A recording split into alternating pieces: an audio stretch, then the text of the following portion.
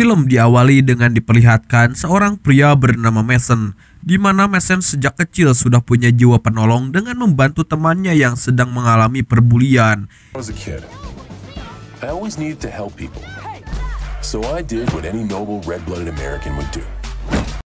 Hingga ketika beranjak remaja, Mason pun masuk ke dunia militer menjalani pelatihan intens sebagai tentara. I made it through the Q course with Special Forces selection. I thought I was insane. What the actual fuck? Setelah resmi bergabung dengan pasukan khusus, ia pun diberi misi untuk menghabisi seorang diktator bernama Juan Venegas yang menguasai sebuah negara kecil.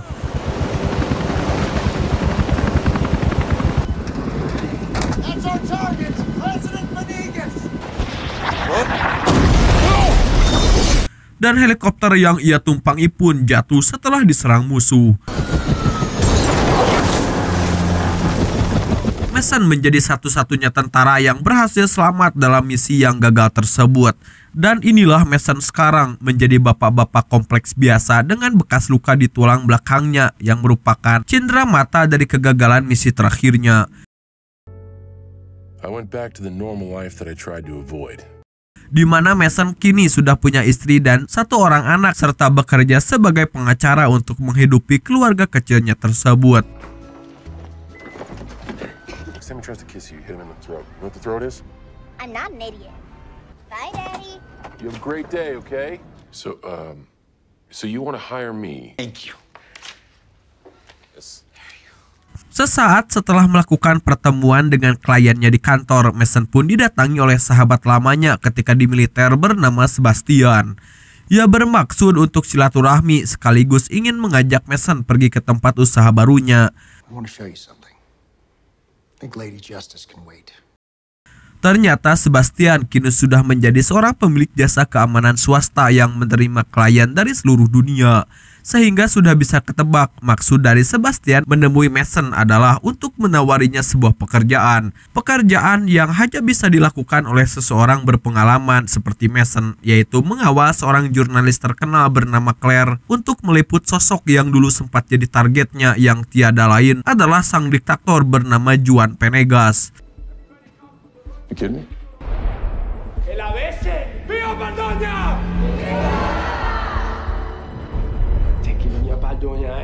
Mason tentu saja menolak tawaran ini karena jelas ia tak sudi jika harus mengawal seorang jurnalis untuk meliput orang yang sudah pernah menghabisi teman-temannya dulu.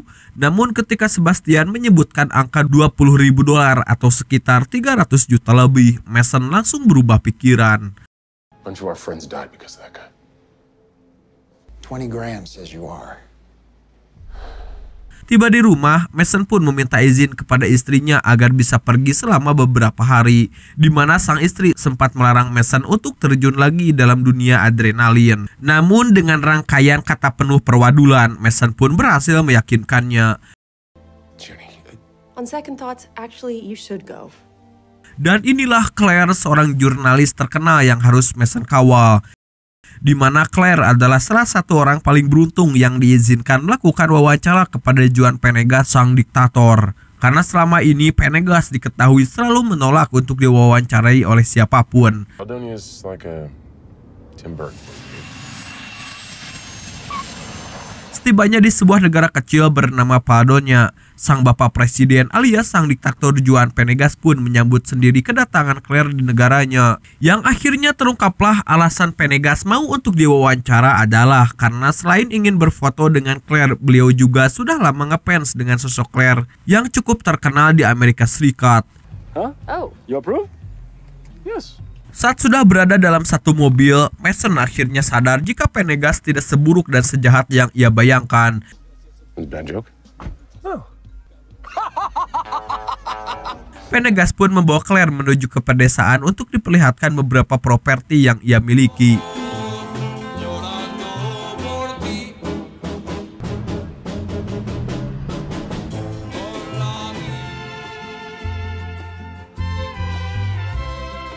Setelah 3 jam melakukan perjalanan nonstop tanpa ngetep, Mason cukup dibuat jengkel ketika Venegas tidak menawari cai-cai acan, bahkan dengan watanosnya minum berdua dengan Claire tepat di hadapannya. For your safe travels. Dan tiba-tiba Taking you to my country estate. I think you're gonna love it. satu mobil pengawal pun meledak oleh tentara bayaran disusul dengan serangan dadakan yang juga berhasil menghabisi pengawal di belakang. Sehingga Mason yang menjadi harapan terakhir pun harus membuat Claire dan Pendergast tetap selamat. Dan inilah yang ia lakukan. Stay down!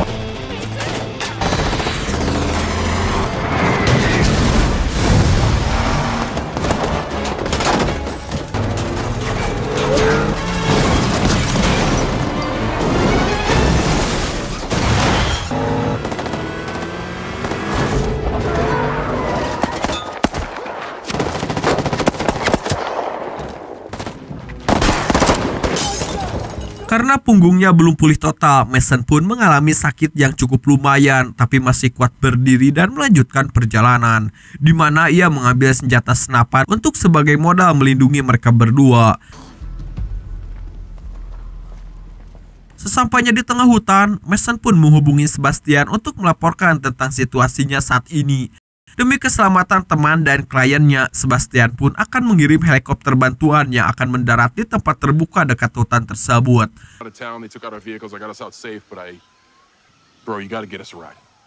Pendergast pun meminjam telepon satelitnya untuk menghubungi keponakannya, yaitu Jorge yang merupakan dalang di balik serangan barusan.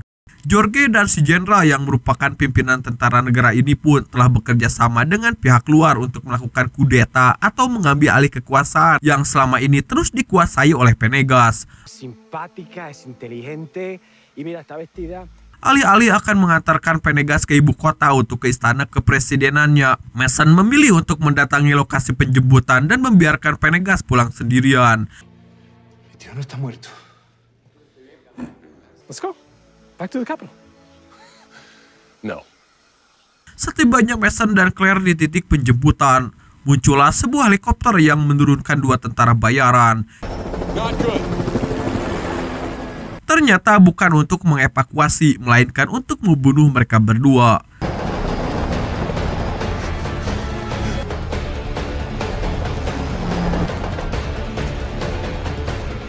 Adrenalin pun semakin terpacu ketika Mason harus melindungi Claire dari serangan helikopter.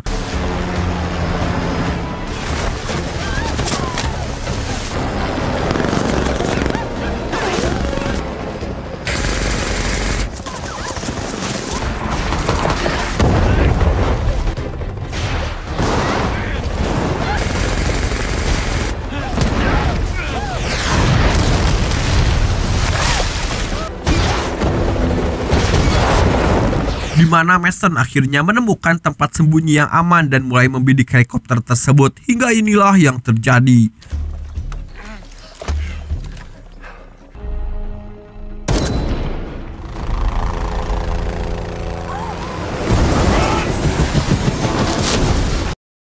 Ketegangan belum berakhir karena masih ada dua tentara yang terus mengejar mereka berdua.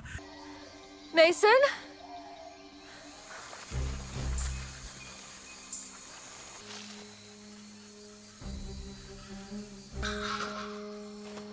Mason?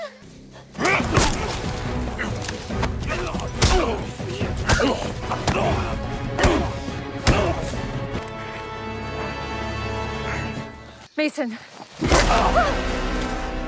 Di mana saat Mason sedang kesulitan, muncullah seseorang yang tidak diduga-duga kedatangannya, yaitu Juan Pendergast. Juanita? Yeah. Beralih ke lokasi helikopter jatuh, kita akhirnya akan melihat otak utama di balik kudeta yang dilakukan oleh Jorge, yaitu seorang mantan kolonel Rusia bernama Kolonel John yang berambisi untuk menguasai bahan tambang melimpah di negara ini dengan cara membantu Jorge menjadi presiden baru agar mendapat izin untuk menambang sumber daya alam di negaranya sendiri. Remains secure. Is that clear? Kembali ke Manson yang diajak Pendergast ke sebuah desa yang merupakan tanah kelahirannya. Mereka disambut baik oleh sang kepala desa yang merupakan teman baik dari Pendergast sendiri. sehingga Mason dan Claire bisa sedikit bernapas lega untuk sementara waktu.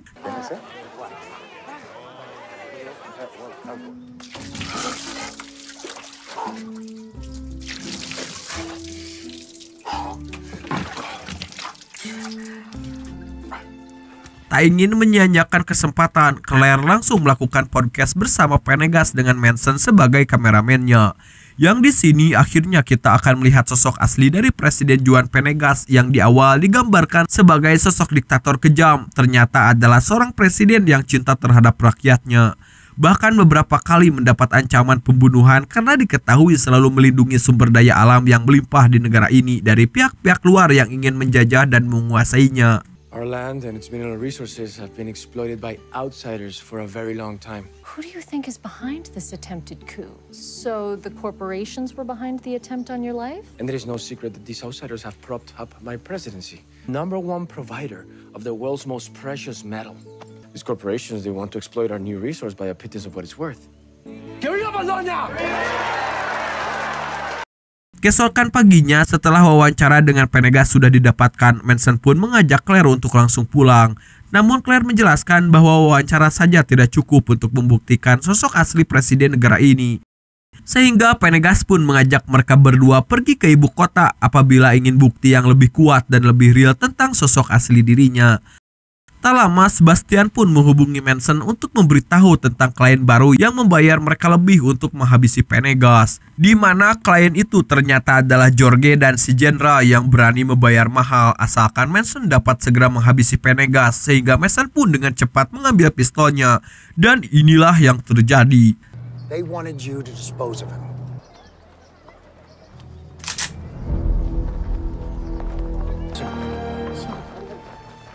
We're heading for the border tonight. Nampaknya Mason masih punya akal sehat dengan tidak menghabisi Pennegas. Tak lama muncullah rombongan si Kolonel John yang datang untuk mencari Pennegas dan sempat menghajar si kepala desa agar ia mau keluar. Dude, stop following us already. I could say the same thing to you, but I have much. Where's Venegas? Melihat sahabatnya dianiaya, Pennegas pun muncul untuk menyelamatkannya. Tapi karena nyawa seorang Pennegas terlalu berharga dan sangat penting untuk negara Paldonia, Mason pun memutuskan untuk menyelamatkannya dengan menaiki kuda dan bermaksud untuk membawanya kabur.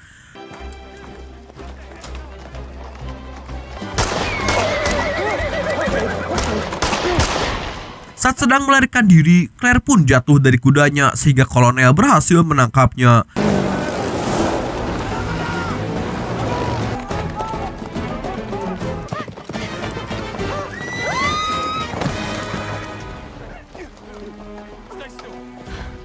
Sementara Mason dan Pennegas berhasil merolos dan memutuskan pergi ke ibu kota untuk meminta bala bantuan.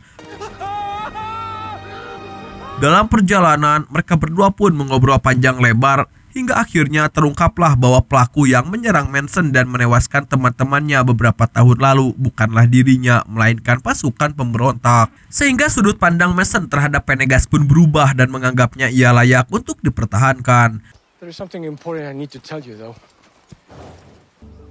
I'm very sorry about your friends, Mason. I didn't shoot down your helicopter. Setibanya di ibu kota, mereka berdua pun bersembunyi di sebuah gereja, di mana Manson mencoba menghubungi Sebastian untuk menceritakan tentang sosok Pennegas yang seorang presiden baik yang hanya sedang berusaha membela tanah airnya sendiri. Sehingga Manson memohon dengan sangat-sangat agar Sebastian menolak kontrak pekerjaan dari pihak Jorge dan si Jenderal. Keesokan paginya, Pennegas menghubungi teman lamanya bernama Samsul yang merupakan koordinator masa pendemo, di mana Pennegas meminta bantuannya untuk menyelamatkan Claire dengan cara mengerahkan dan menukarkan dirinya sendiri demi keselamatan si Claire.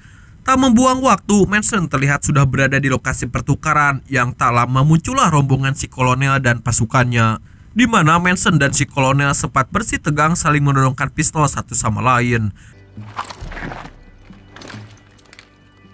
Namun tetap Manson tak bisa berbuat apa-apa setelah Claire diancam akan dihabisi. Dan tidak lama kemudian muncullah Presiden Pennegas bersama ratusan pendemo yang sudah diatur Samsul agar datang menyerbu tempat ini.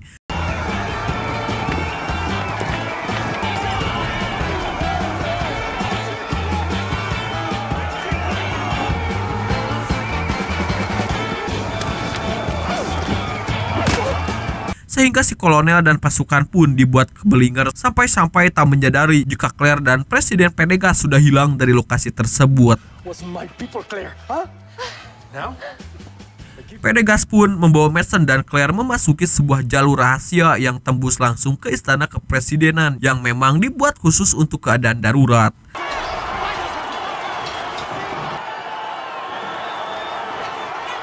Sesampainya mereka di ruangan pribadi milik presiden, di situ sudah ada George sedang selfie membayangkan dirinya menjabat sebagai presiden baru. Meski sudah dijahati oleh keponakan sendiri, Penegas dengan sangat lapang memaafkan perbuatan George terhadapnya. Karena sejatinya George hanyalah seorang anak muda polos yang sedang dipengaruhi oleh si jenderal dan si kolonel. Namun tiba-tiba si jenderal muncul hingga baku tembak pun tak terhindarkan. Di sini si jenderal pun harus maut tertembak, sementara Penegas masih hidup berkat jas khusus anti peluru yang ia pakai. Namun apes bagi George yang juga terkena tembakan dan harus menghembuskan napas terakhirnya tepat di pangkuan Penegas. Tak lama muncullah tentara nasional yang datang untuk menangkap Penegas karena dianggap sebagai pengkhianat, di mana Penegas pun langsung menunjukkan kebolehannya dalam berpidato dengan menjelaskan bahwa ia hanya sedang berusaha untuk membela negaranya dari penjajah. Llegó el momento de luchar. Luchen. Di mana saat para tentara ini mulai sadar dan memihak kepada presiden mereka sendiri, muncullah si kolonel dan pasukan hingga terjadi baku tembak edan-edanan.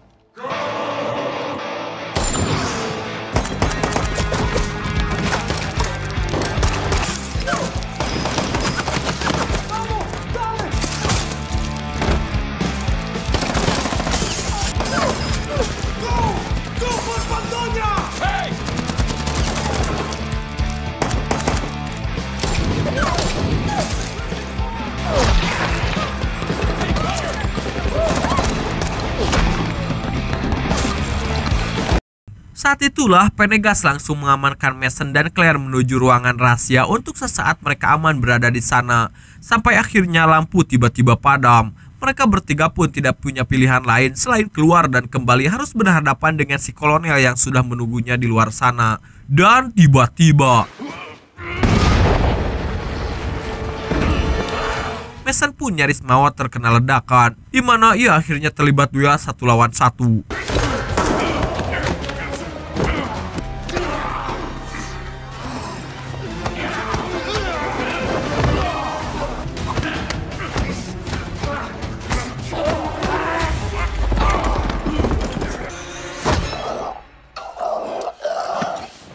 Setibanya di luar istana, para tentara nasional terlihat sedang memerangi para tentara bayaran yang dibawa oleh si kolonel.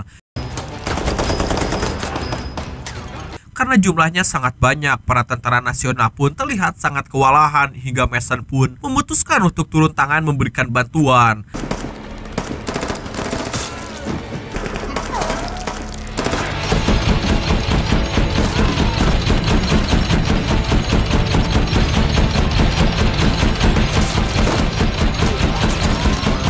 Saat itulah muncul Sebastian dan pasukan jasa keamanannya yang tentunya punya senjata lebih modern dan perlengkapan yang membadai, hingga para tentara bayaran pun berhasil dipukul mundur dan memberikan kemenangan untuk tentara nasional negeri ini.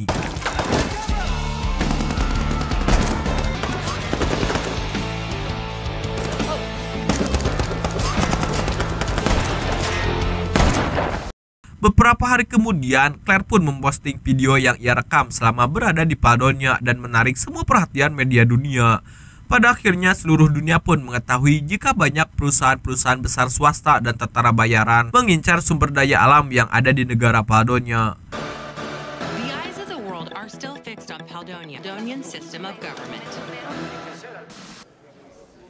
Penegas pun melakukan jumpa pers untuk mengumumkan pengunduran dirinya sebagai presiden. I am no longer the president of Paldonia. Protect and control these resources. Di mana istri Mason yang sedang menonton acara itu pun sangat bangga dengan sosok suaminya yang menjadi pahlawan untuk negara Padonia.